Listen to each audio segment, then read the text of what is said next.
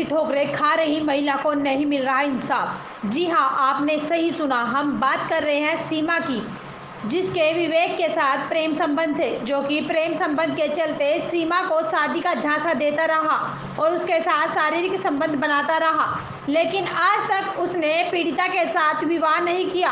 पीड़िता की तहरीर पर लगभग 1 माह पूर्व थाना सिविल लाइन में मुकदमा दर्ज कर लिया है, लेकिन पीड़िता का कहना है कि उसको ना तो कोई मुकदमे की कॉपी दी गई है और ना ही आरोपी की गिरफ्तारी हो रही है।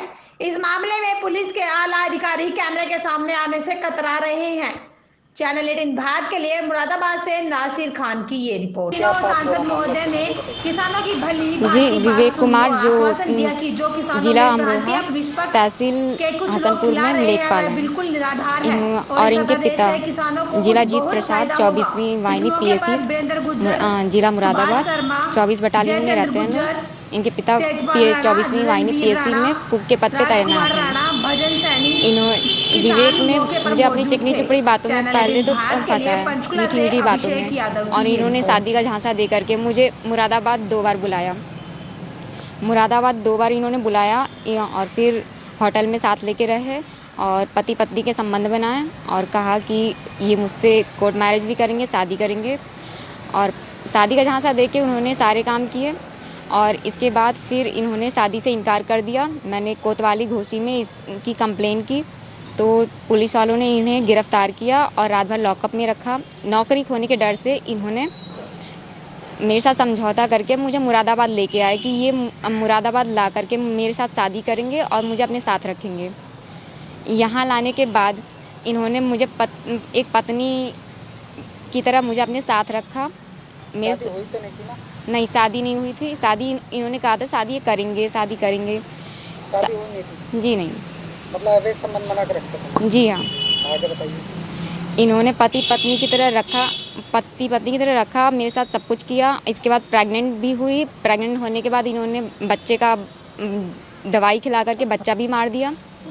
फिर इन्होंने मारपीट के घर से भी निकाल दिया मुझे। मैं दर दर की ठोकरें खा रही हूँ यहाँ वहाँ। मैं घर से भी बेदखल हूँ, घर से भी मेरा कोई वास्ता नहीं है, घर से भी निकाली हुई हूँ। मेरा रहने का भी कोई ठिकाना नहीं है। मैं फुटपाथ पे भटक रही हूँ। और फिर और सुनने में आया है कि इन्होंने चोरी से शादी भी कर ली है,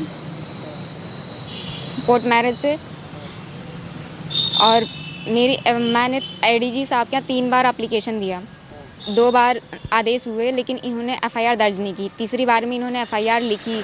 30 जुलाई को एफआईआर दर्ज हुई है, 30 जुलाई 2020। गिरफ्तारी आज तक नहीं हुई। मेरे पास एफआईआर जिस दिन दर्ज हुई थी, रात को 11-12 बजे के आसपास फ़ोन आते थे पुलिस वालों के। फिर सुबह 8-10 बजे से इनकी ड्यूटी होती है, 10 बजे से पहले ही फ़ोन आते थे, 8 बजे भी फ़ोन आते थे।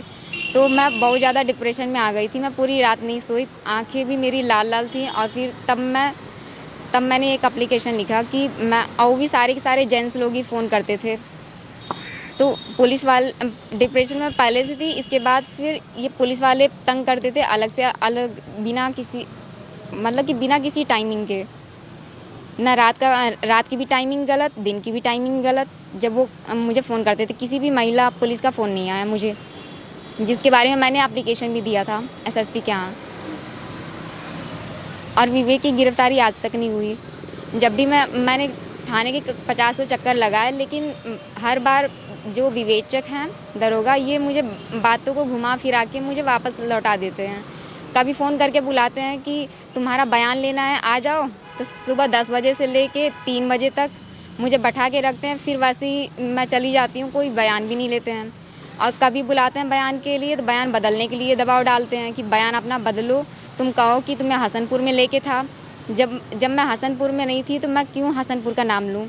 और फिर मैंने फ़ोन का कोई भी कह रहे हैं कि तुम्हारी सीडीआर में लोकेशन नहीं आ रही है। जब सीडीआर में लोकेशन, मैंने फ़ोन का इस्तेमाल किया ही नहीं है, तो लोकेशन कहाँ से आएगी सीडीआर में। मेरे फ़ोन को सिर्फ विवेक ने ही इस्तेमाल किया है।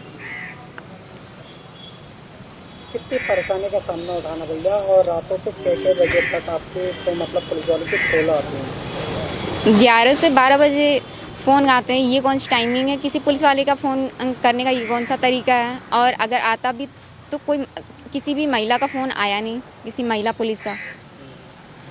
और क्योंकि मैं खुद एक अकेली लड़की हूँ, अब क्या कदम उठाएंगे यदि कार्रवाई नहीं होती तो? मेरे पास सिर्फ आखिरी रास्ता है, या तो मैं आत्महत्या कर लूँ, मेरा वैसे भी सब कुछ बर्बाद हो चुका है। आत्महत्या करने के सिवाय मेरे पास कोई और आखिरी ऑप्शन नहीं है, आखिरी ऑप्शन यही है। हाँ, आत्महत्या है, इसकी जिम्मेदारी किसके ऊपर बैठा लेंगे? कौन होगा आपका आत्महत्या होने का? इनके पिता जिलाजीत प्रसाद और विवेक कुमार। पुलिस के भी दोष बनेंगे? जी हाँ, पुलिस भी पूरी की पूरी भागीदार होगी, क्योंकि पुलिस ने अगर अपनी ड्यूटी निभाई होती या सही तरीके से काम किया होता तो मेरी पूरी लाइफ इतनी जो बर्बाद नहीं हुई होती। जैसा कि खुद दरोगा ने खुद ही बोला है कि लड़की की तो शादी हो चुकी है तुम्हारी एफआईआर दर्ज होने से पहले। तो जब मैं फरवरी से इतने चक्कर मार रही थी तो मेरी एफआईआर दर्ज क्यों नहीं की गई? एफआईआर दर्ज की गई तो उस पर कार्रवाई आज तक क्यों नहीं की गई? वो सर्विस कर रहा है, खुलेआम घूम रहा है और शादी करके पूरी ज़िंदगी की सारी मौज ले रहा है, लेकिन एफआईआर दर्ज होने के बाद आज भी वो सर्विस कैसे कर रहा है? जब 30 जुलाई इनकी एफआईआर दर्ज हुई है तो ये लेखपाल विवेक कुमार ये हसनपुर में ये अपनी सर्विस कैसे कर रहे हैं? आज तक बर्खास्त क्यों नहीं हुए? इनके ऊपर किसी तरह की कोई कार्रवाई क्यों नहीं की गई? मेरे पास पूरे सबूत हैं, ये सबूत मैंने सबको दिखाए हैं, इसके बावजूद भी किसी तरह का कोई एक्शन क्यों नहीं किसी ने लिया?